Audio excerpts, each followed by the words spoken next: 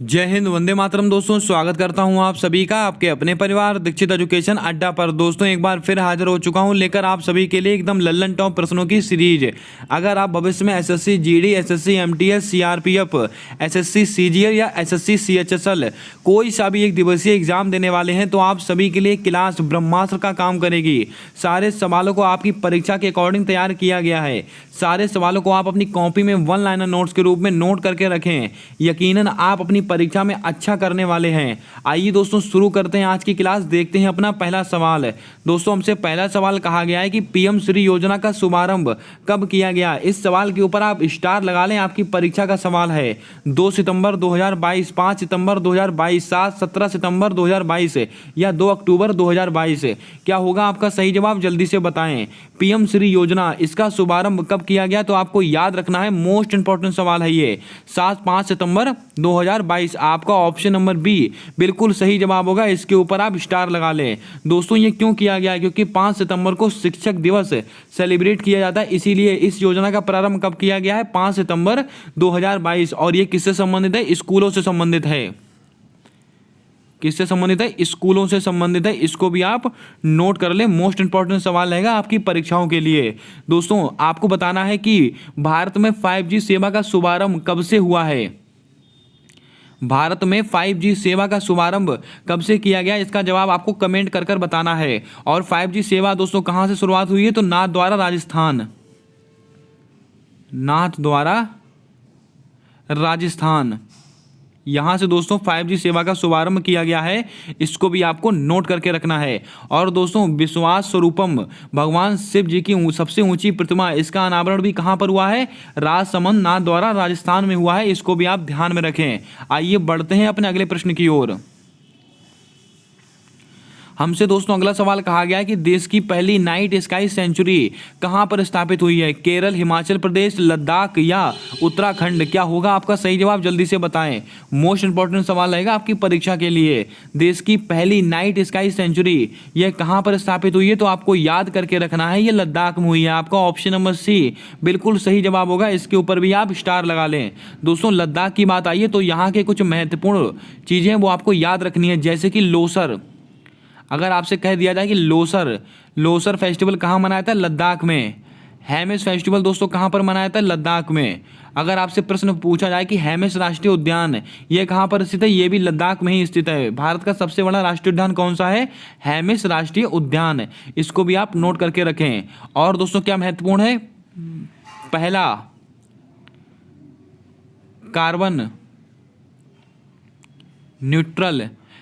Carbon neutral हवाई अड्डा ये दोस्तों कहां पर स्थित है तो आप कहेंगे लेह लद्दाख में स्थित है। इसको भी आप नोट कर लें।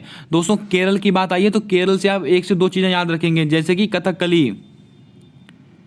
कथकली और मोहिनी अट्टम। कथकली और मोहिनी अट्टम, इनका संबंध दोस्तों कहां से है, ये केरल से संबंधित है। इनको भी आप नोट करके रखें। दोस्तों उत्तराखंड में एक त्योहार मनाया जाता है हरेला, कौन सा, हरेला। इसको भी आप नोट कर लें। अब आप कमेंट कर बताएं उत्तराखंड के वर्तमान में मुख्यमंत्री कौन है। इसका जवाब आपको कमेंट कर कर बताना है। आइए बढ़ते हैं अपने अगले प्रश्न की ओर। दोस्तों हमसे अगला सवाल कहा गया कि ई समाधान पोर्टल किसके द्वारा लॉन्च किया गया। खादी ग्राम उद्योग आयोग, नीति आयोग, विश्वविद्यालय अनुदान आयोग या राष्ट्रीय महिला आयोग। मोस्ट इंपॉर्टेंट सवाल आपकी परीक्षा के लिए। दोस्तों ई समाधान पोर्टल किसके द्वारा लॉन्च किया गया है तो आपको याद करके रखना है, यह विश्वविद्यालय अनुदान आयोग। आपका ऑप्शन नंबर सी बिल्कुल सही जवाब होगा। इसके ऊपर भी आप स्टार लगा लें, मोस्ट इंपॉर्टेंट सवाल है। बात करते हैं दोस्तों खादी ग्राम उद्योग आयोग। ये दोस्तों क्या है, KVIC। आपने नाम कई बार सुना होगा, KVIC। इसका अधिनियम कब का है, 1956 का इसका अधिनियम है। और वर्तमान में इसके हेड कौन बनाए गए, विनीत कुमार इसके हेड बनाए गए। इनको आप नोट कर लें। एसएससी जीडी की परीक्षाओं में डेली एक नई नियुक्ति आपसे पूछी जा रही है, इसीलिए आप बहुत ध्यानपूर्वक सारे सवालों को सुने। कौन सा सवाल आपके माँ बाप के सपने को पूरा कर देगा आपको पता नहीं लगेगा। दोस्तों खादी ग्राम उद्योग आयोग KVIC, इसकी दोस्तों अधिनियम कब का, 1956 का। और इसके दोस्तों वर्तमान में अध्यक्ष कौन बने हैं, विनीत कुमार। बात करते हैं नीति आयोग। दोस्तों इनके द्वारा भी एक पोर्टल लॉन्च किया गया था, उस पोर्टल का नाम आपको बताना है, मोस्ट इंपॉर्टेंट पोर्टल है। और खादी ग्राम उद्योग आयोग, इसके द्वारा दोस्तों नॉलेज पोर्टल, कौन सा दोस्तों, नॉलेज पोर्टल, इसके द्वारा नॉलेज पोर्टल इसका शुभारंभ किया गया था खादी ग्राम उद्योग आयोग के द्वारा। नीति आयोग दोस्तों इसकी स्थापना कब हुई थी? 1 जनवरी 2015 को। वर्तमान में इसके उपाध्यक्ष कौन है? सुमन के बेरी। और इसके दोस्तों सीईओ कौन है? परमेश्वर अय्यर जी हैं, इसको भी आप नोट करके रखें। राष्ट्रीय महिला आयोग, इसकी वर्तमान में अध्यक्ष कौन है? रेखा शर्मा जी हैं। कौन?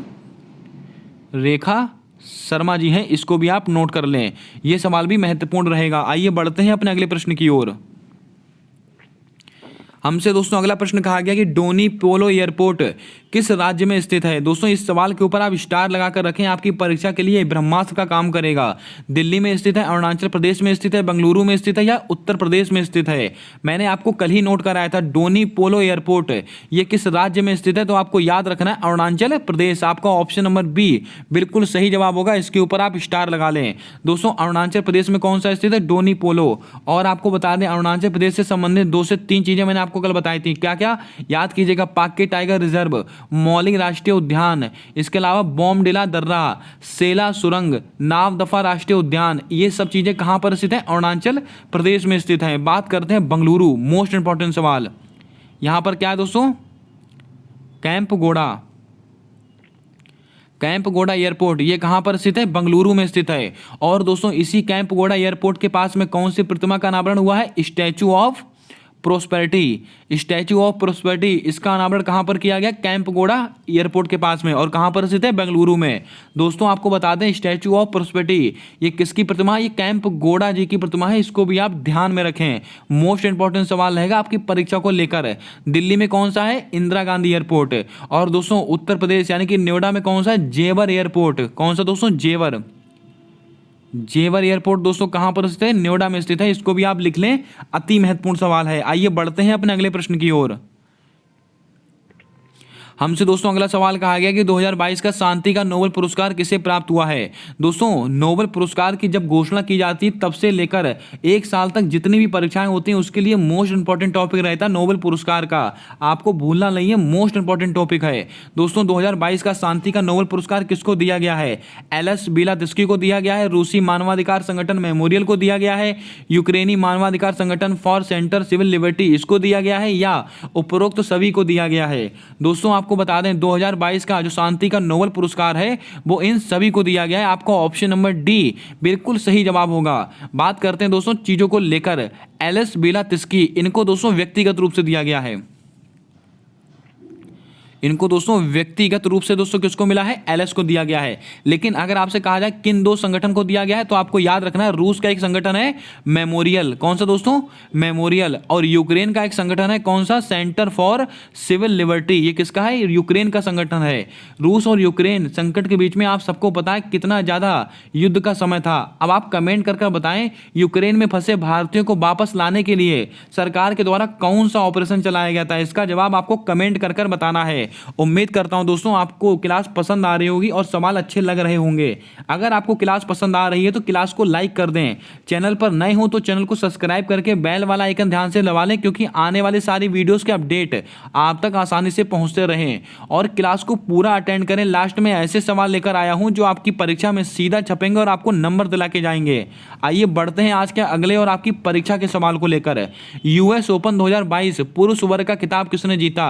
आज ही इस सवाल के ऊपर आप स्टार लगा लीजिएगा, आपकी परीक्षा के लिए ब्रह्मास्त्र का काम करेगा। राफेल नडाल ने जीता है, रोजर फेडरर ने जीता है, नोवाक जोकोविक ने जीता है, कार्लोस अल्कराज ने जीता है। क्या होगा आपका सही जवाब? जल्दी से बताएं। आप सब जानते हैं दोस्तों साल में 4 टेनिस के टूर्नामेंट होते हैं। कौन कौन से? Australian open, French open, Wimbledon open और लास्ट में कौन सा होता है? US open.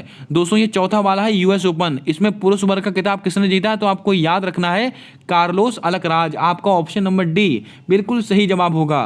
बात करते हैं राफेल नडाल, मोस्ट इंपॉर्टेंट सवाल। इन्होंने क्या जीता? Australian open.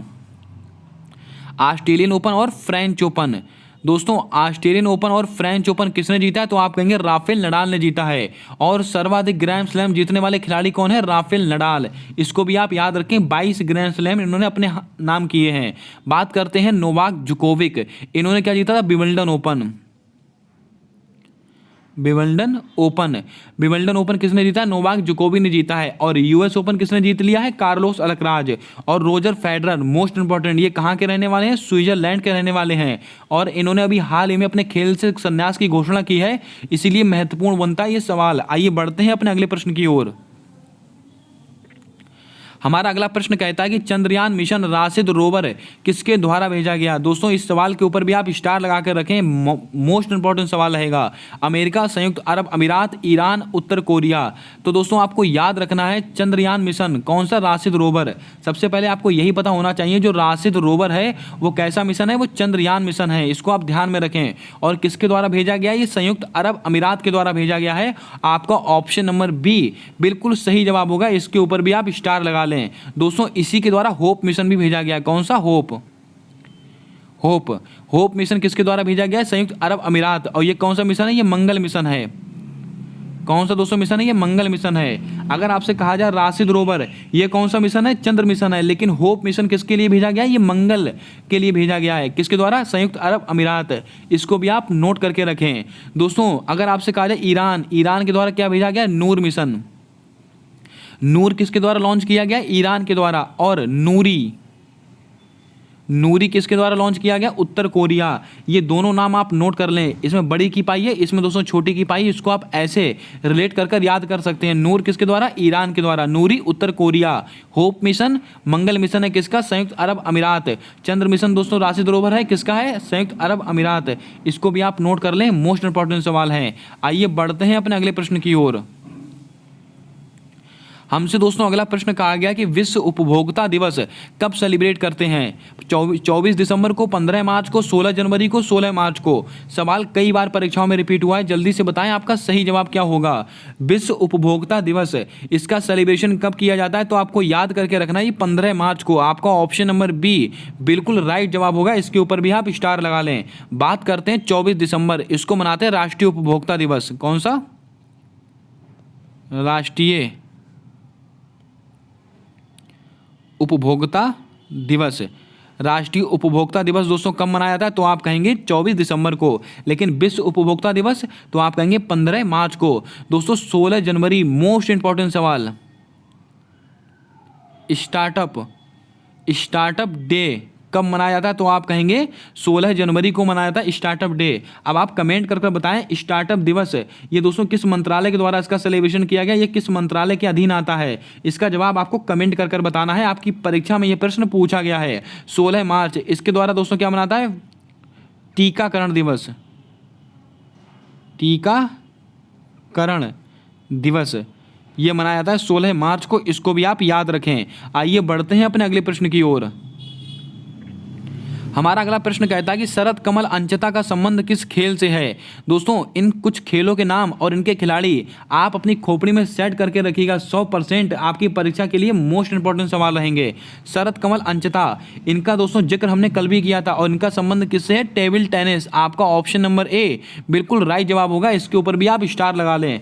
ये क्यों महत्वपूर्ण है? क्योंकि कॉमनवेल्थ गेम में दोस्तों इन्होंने सर्वाधिक पदक जीते हैं और टेबल टेनिस से संबंधित हैं। और इनको हुई मेजर ध्यानचंद खेल रत्न अवार्ड 2022 चुना गया है। इसको भी आप याद करके रखें। दोस्तों अगर बात करें बॉक्सिंग से संबंधित है निखत जरीन। इनका संबंध किससे? बॉक्सिंग से संबंधित है। इसको भी आप याद करके रखें। दोस्तों निखत जरीन और शरद कमल ये समापन कार्यक्रम के ध्वजवाहक थे कॉमनवेल्थ गेम के। इसको भी आप याद रखना है। वेट लिफ्टिंग, इसमें दोस्तों आपको 2 से 3 नाम याद रखने हैं, जैसे कि मीराबाई चानू,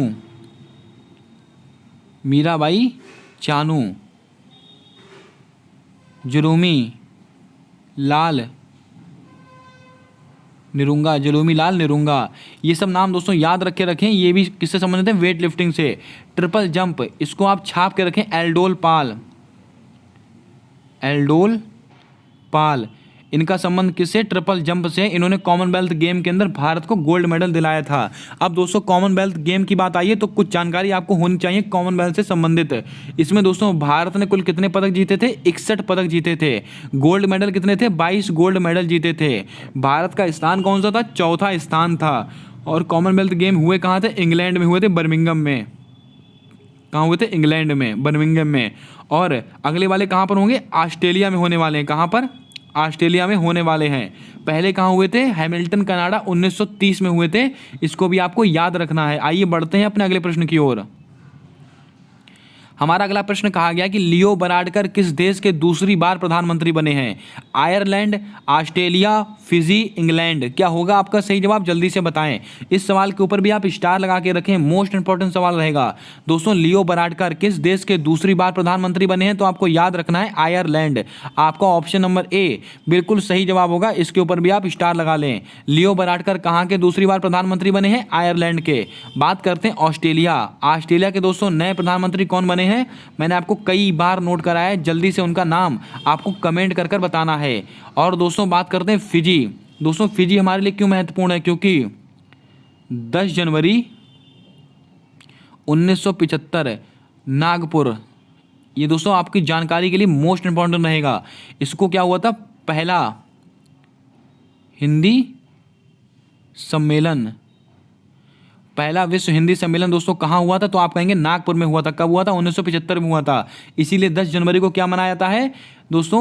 विश्व हिंदी दिवस मनाते हैं। और इस बार 2023 में हिंदी सम्मेलन, इसका आयोजन कहाँ पर होने वाला है दोस्तों? ये फिजी में होने वाला है। कहाँ पर? फिजी में होने वाला है। और इसीलिए ये हमारे लिए महत्वपूर्ण रहेगा, मोस्ट इंपॉर्टेंट रहेगा। इंग्लैंड के दोस्तों कौन बने? ऋषि सुनक बने हैं कंजर्वेटिव पार्टी से। इसको भी आपको याद रखना है। दोस्तों बात करते हैं ऑस्ट्रेलिया। ऑस्ट्रेलिया के कौन है? Anthony Albanese. इसको आप नोट कर लें, एंथनी अल्बनीज। ये कहाँ के प्रधानमंत्री बने हैं? तो आपको याद रखना है ऑस्ट्रेलिया के बने हैं। इनको भी आपको नोट करके रखना है। आइए बढ़ते हैं अपने अगले प्रश्न की ओर। दोस्तों हमसे अगला प्रश्न कहा गया कि 25वां श्री चंद्रशेखरेंद्र सरस्वती श्रेष्ठता पुरस्कार किसको दिया गया है? दोस्तों इसका पूरा नाम है श्री चंद्रशेखरेंद्र राष्ट्रीय सरस्वती श्रेष्ठता पुरस्कार।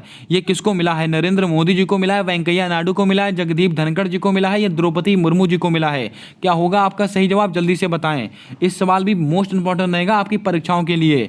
दोस्तों 25वां श्री चंद्रशेखरेंद्र राष्ट्रीय सरस्वती सम्मान है, ये किसको मिला है? तो आपको याद करके रखना है, ये वेंकैया नायडू जी को मिला है, भारत के पूर्व उपराष्ट्रपति जी को मिला है। आपका ऑप्शन नंबर बी बिल्कुल सही जवाब होगा। इसके ऊपर भी आप स्टार लगा के रखें। बात करते हैं नरेंद्र मोदी। इनको दोस्तों कौन सा पुरस्कार मिला था? लता दीनानाथ मंगेशकर पुरस्कार।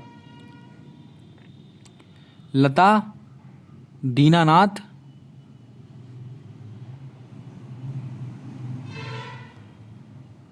मंगेशकर पुरस्कार।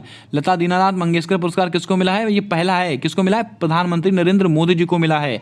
जगदीप धनखड़ ये दोस्तों कौन है? वर्तमान में भारत के उपराष्ट्रपति बने हैं, उपराष्ट्रपति बने हैं दोस्तों। और ये कहाँ के राज्यपाल थे? ये मोस्ट इंपॉर्टेंट रहेगा। ये पश्चिम बंगाल के राज्यपाल थे। और जो क्या बन चुके हैं दोस्तों? अब बन चुके हैं उपराष्ट्रपति। और वर्तमान में पश्चिम बंगाल के राज्यपाल कौन है? सीवी आनंद। इसको आप दोस्तों आप खोपड़ी में सेट करके रखें। आपकी आने वाली शिफ्टों में आपसे ये सवाल पूछा जाएगा।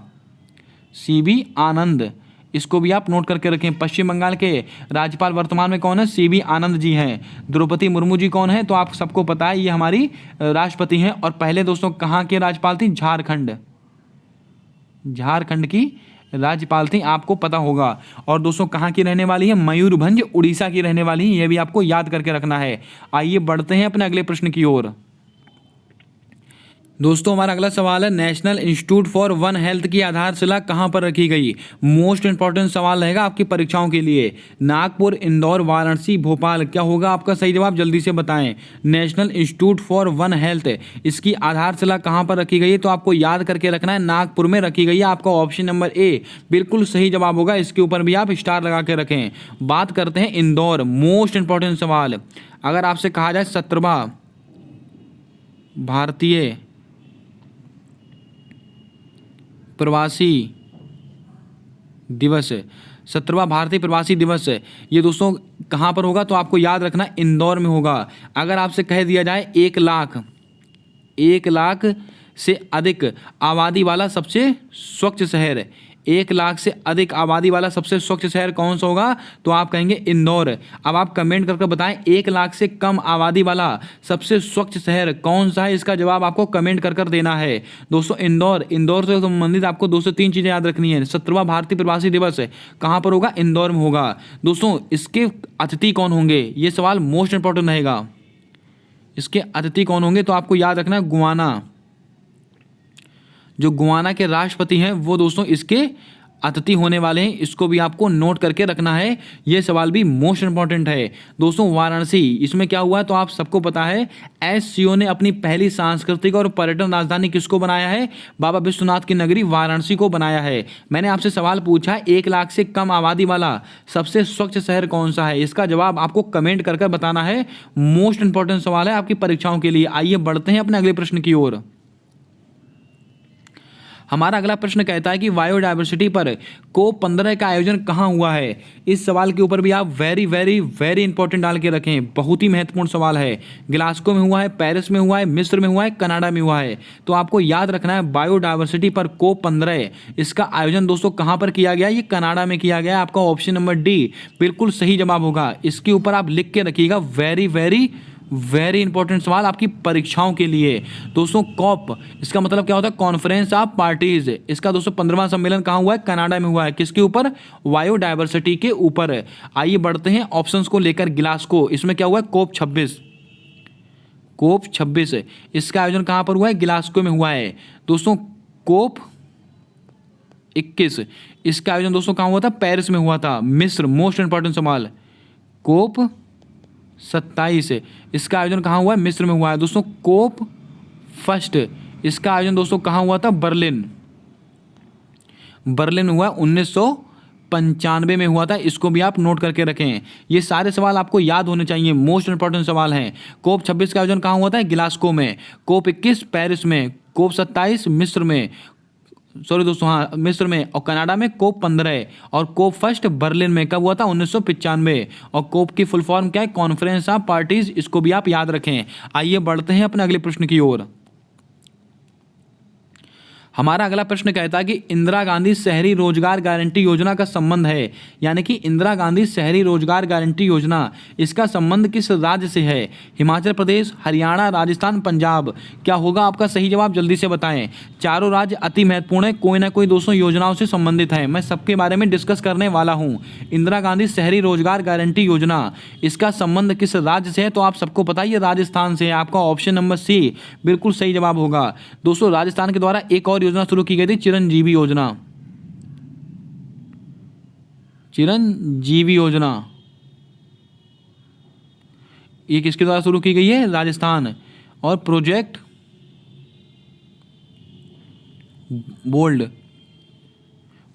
बोल्ड ये किसके द्वारा दोस्तों शुरू की गई, तो आपको याद रखना है ये राजस्थान के द्वारा ही शुरू की गई है। इसको भी आप याद रखें। दोस्तों हरियाणा ई अधिगम योजना, मोस्ट इंपॉर्टेंट सवाल। ई अधिगम योजना, इसका शुभारंभ किसके द्वारा हुआ है, हरियाणा के द्वारा हुआ है। इसको भी आप याद करके रखें। दोस्तों पंजाब क्या है, एक विधायक एक पेंशन योजना। एक विधायक एक पेंशन, एक विधायक एक पेंशन योजना, ये किसकी है, ये पंजाब की योजना है। दोस्तों हिमाचल प्रदेश की एक योजना का नाम बताएं जल्दी से, मोस्ट इंपॉर्टेंट सवाल है। हिमाचल प्रदेश की आपको एक योजना बताना है। और दोस्तों सीमा दर्शन योजना किसकी है, गुजरात की है। जीन बैंक परियोजना किसकी है, महाराष्ट्र की है, जो कि परीक्षा में पूछ लिया गया है। आइए बढ़ते हैं अपने अगले प्रश्न की ओर। हमारा अगला प्रश्न कहता है कि हरिपुरा अधिवेशन की अध्यक्षता किसके द्वारा की गई। दोस्तों आप देख रहे हो, आप हिस्ट्री पॉलिटी आपको पूरा निचोड़ यहाँ पर दिया जा रहा है। करंट अफेयर्स, स्टैटिक जीके, आपका सारा पोर्शन यहाँ पर कवर होने वाला है। और दोस्तों ऐसे सवाल लेकर आए गए हैं जो परीक्षाओं में रिपीट होते हैं और उन पर आधारित आपसे क्या पूछा जा सकता है, सारे सवाल यहाँ पर डिस्कस किए जाते हैं। आप वीडियो के साथ अंत तक बने रहें। हमसे हिस्ट्री का सवाल पूछा गया कि हरिपुरा अधिवेशन है, इसकी अध्यक्षता किसके द्वारा की गई, सरदार वल्लभ भाई पटेल, नेताजी सुभाष चंद्र बोस, पंडित जवाहरलाल नेहरू या सरोजिनी नायडू। दोस्तों आपको बता दें हरिपुरा अधिवेशन इसकी अध्यक्षता किसके द्वारा की गई थी, तो आपको याद रखना है नेताजी सुभाष चंद्र बोस। आपको ऑप्शन नंबर बी बिल्कुल सही जवाब होगा। लेकिन ये हुई कब थी, 1938 में हुई थी। और दोस्तों 1939 इन्होंने दोस्तों फॉरवर्ड ब्लॉक की स्थापना भी की थी। फॉरवर्ड ब्लॉक, अगर आपसे कह दिया जाए फॉरवर्ड ब्लॉक की स्थापना किसके द्वारा की गई? नेताजी सुभाष चंद्र बोस। कब की? 1939 में। और हरिपुरा अधिवेशन की अध्यक्षता किसने की थी? 1938 में की थी नेताजी सुभाष चंद्र बोस। दोस्तों नेताजी सुभाष चंद्र बोस, इनको दोस्तों 23 जनवरी कौन सा दिवस मनाते हैं? जल्दी से कमेंट करके बताएं। 23 जनवरी को कौन सा दिवस मनाया जाता है? इसका जवाब भी आपको कमेंट कर बताना है। सरदार वल्लभ भाई पटेल, इन्होंने दोस्तों किसकी अध्यक्षता की थी? 1931 के कराची, 1931 के कराची अधिवेशन की अध्यक्षता किसने की थी? सरदार वल्लभ भाई पटेल। और आपसे अगर पूछा जाए महात्मा गांधी जी को काले झंडे कब दिखाए गए थे? इसी कराची अधिवेशन में दिखाए गए थे 1931 के। पंडित जवाहरलाल नेहरू, इन्होंने दोस्तों लाहौर अधिवेशन की अध्यक्षता की थी। किसकी? लाहौर अधिवेशन। लाहौर अधिवेशन, इसकी अध्यक्षता किसने की थी? पंडित जवाहरलाल नेहरू। कब हुआ था? 1929 में हुआ था। दोस्तों सरोजनी नायडू, इन्होंने क्या किया था? कानपुर अधिवेशन। कानपुर अधिवेशन, और ये कब हुआ था? 1925 का है कानपुर अधिवेशन। इसको भी आप याद करके रखें। ये सब सवाल अति महत्वपूर्ण है। आइए बढ़ते हैं अपने अगले प्रश्न की ओर। हमसे अगला प्रश्न कहा गया कि काकरापार परमाणु संयंत्र कहाँ पर स्थित है? दोस्तों कुछ महत्वपूर्ण परमाणु संयंत्र मैं आपको नोट कराऊंगा और परीक्षाओं में कई बार रिपीटेड सवाल हैं। ये सब तमिलनाडु में है, गुजरात में है, कर्नाटक में है, महाराष्ट्र में है। तो दोस्तों आपको याद रखना है काकरापार, ये कहाँ पर है? गुजरात में स्थित है। आपका ऑप्शन नंबर बी बिल्कुल सही जवाब होगा। बात करते हैं ऑप्शन को लेकर। तमिलनाडु में दोस्तों कौन कौन से? कुडनकुलम, कुडनकुलम और कलपक्कम। कुडनकुलम और कलपक्कम, ये दोस्तों कहाँ पर से? तमिलनाडु में। कर्नाटक में दोस्तों कौन सा है? कैगा। महाराष्ट्र में कौन सा है? तारापुर। और दोस्तों नरौरा कहाँ पर है? नरौरा, ये दोस्तों उत्तर प्रदेश में है। ये कुछ महत्वपूर्ण परमाणु संयंत्र हैं जो आपको याद होने चाहिए। तमिलनाडु में कौन सा है? कुडनकुलम और कलपक्कम। गुजरात में कौन सा है? काकरापार। कर्नाटक में कौन सा है? कैगा। महाराष्ट्र में कौन सा है? तारापुर। उत्तर प्रदेश में कौन सा है? नरौरा। आइए बढ़ते हैं अपने अगले प्रश्न की ओर। हमसे अगला सवाल कहा गया कि जैव विविधता शब्द के प्रतिपादक कौन थे? दोस्तों साइंस का सवाल है लेकिन बहुत ही महत्वपूर्ण सवाल है और परीक्षा में पूछा गया प्रश्न है। टेंसले हैं, अर्नेस्ट हैकल हैं, वाल्टर रोसेन है या व्हिटेकर हैं? जैव विविधता शब्द इसके प्रतिपादक कौन थे? तो आपको याद करके रखना है, ये थे वाल्टर रोसेन। आपका ऑप्शन नंबर सी, इसके ऊपर आप इंपॉर्टेंट लगा के रखें। ये सवाल मोस्ट इंपॉर्टेंट है। जैव विविधता शब्द इसके प्रतिपादक कौन थे? वाल्टर रोसेन थे। बात करते हैं टेंसले, इन्होंने क्या दिया था? इकोसिस्टम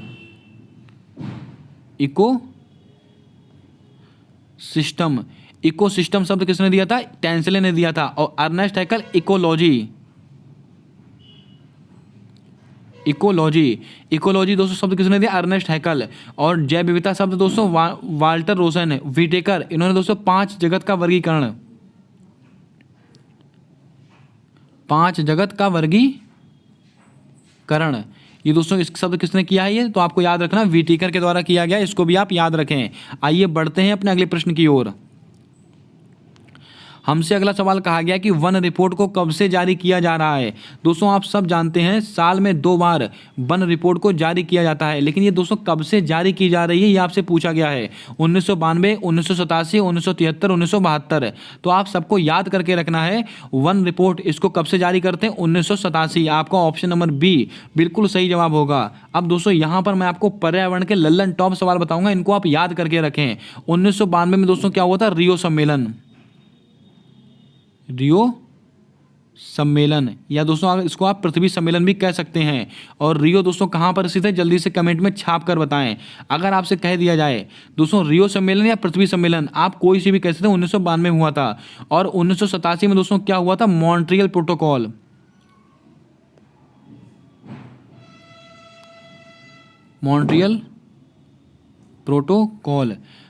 प्रोटोकॉल, ये दोस्तों ओजोन परत के संरक्षण से संबंधित है। और कब है? 16 सितंबर को मनाया जाता है ओजोन परत संरक्षण दिवस। मॉन्ट्रियल प्रोटोकॉल कब का है? 1987 का है। और इसी तारीख से यानी कि 1987 से वन रिपोर्ट को जारी किया था साल में 2 बार। बात करते हैं 1973। दोस्तों 1973 में दोस्तों क्या हुआ था? तो आपको याद रखना है प्रोजेक्ट प्रोजेक्ट टाइगर 1973 में। और दोस्तों UNEP United Nation Environment Programme Nairobi Kenya, इसके शुभारंभ कब हुआ था? 1972 में। इसको भी आप नोट कर लें। ये सारे सवाल कई बार परीक्षाओं में तरह तरह से रिपीट होते हैं। आइए बढ़ते हैं अपने अगले प्रश्न की ओर। दोस्तों हमसे अगला प्रश्न कहा गया कि 42वां संविधान संशोधन किस वर्ष से संबंधित है? दोस्तों ये एक ऐसा संविधान संशोधन है जो परीक्षाओं में हर बार रिपीट होता है। अब आप SSC GD की परीक्षा उठाकर देखें, हर शिफ्ट में दोस्तों 42वें संविधान संशोधन से संबंधित सवाल पूछा गया है। और ये किस वर्ष से संबंधित है? वर्ष 1976 से संबंधित है। आपका ऑप्शन नंबर ए बिल्कुल सही जवाब होगा। दोस्तों 42वां संविधान संशोधन किस वर्ष से संबंधित है? 1976 से संबंधित है। अगर आपसे कहा जाए दोस्तों 42वां संविधान संशोधन, इसके द्वारा 10 मौलिक कर्तव्यों को जोड़ा गया था। कितने? 10 मौलिक कर्तव्यों को जोड़ा गया था। हमारे मूल संविधान में एक भी मौलिक कर्तव्य नहीं था। फिर होता है 42वां संविधान संशोधन 1976, इसके द्वारा 10 मौलिक कर्तव्यों को जोड़ा गया और प्रस्तावना में मात्र एक बार संशोधन हुआ था। और मौलिक कर्तव्य का उल्लेख दोस्तों किसके अंदर है? अनुच्छेद 51A के अंतर्गत है। इसको भी आप नोट कर लें, यह भी सवाल मोस्ट इंपॉर्टेंट रहेगा आपकी परीक्षाओं के लिए। मौलिक कर्तव्य अनुच्छेद 51A। अब आप कमेंट करके बताएं मौलिक कर्तव्यों का उल्लेख किस भाग में किया गया है। इसका जवाब आपको कमेंट करके बताना है। तब तक दोस्तों मैं आपको बताता हूं 42वां संविधान संशोधन, इसके द्वारा 10 मौलिक कर्तव्यों को जोड़ा गया था और प्रस्तावना में केवल एकमात्र बार संशोधन हुआ है और 3 शब्द जोड़े गए थे। कौन कौन से? तो आपको याद होगा समाजवाद,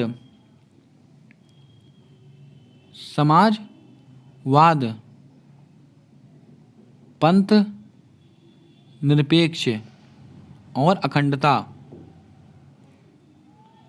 अखंडता। इन 3 शब्दों को जोड़ा गया था और इसी संविधान को मिनी संविधान की संज्ञा दी गई। इसको भी आप नोट करके रखें। और दोस्तों आपको बता दें शिक्षा हो गया, वन हो गया, वन्य जीव हो गया, माप तौल हो गया, इनको समवर्ती सूची में डालने वाला संविधान संशोधन कौन सा है? 42वां संविधान संशोधन 1976। आइए बढ़ते हैं अपने अगले प्रश्न की ओर।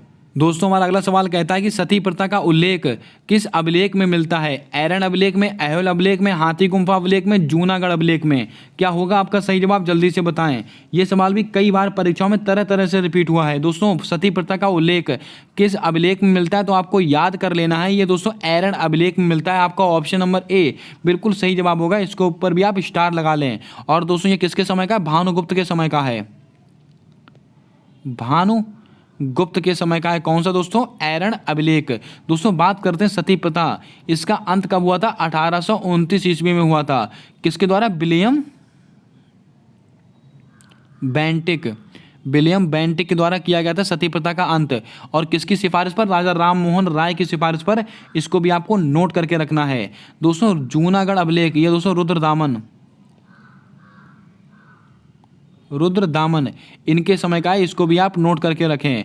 और दोस्तों ऐहोल अभिलेख दोस्तों पुलकेशन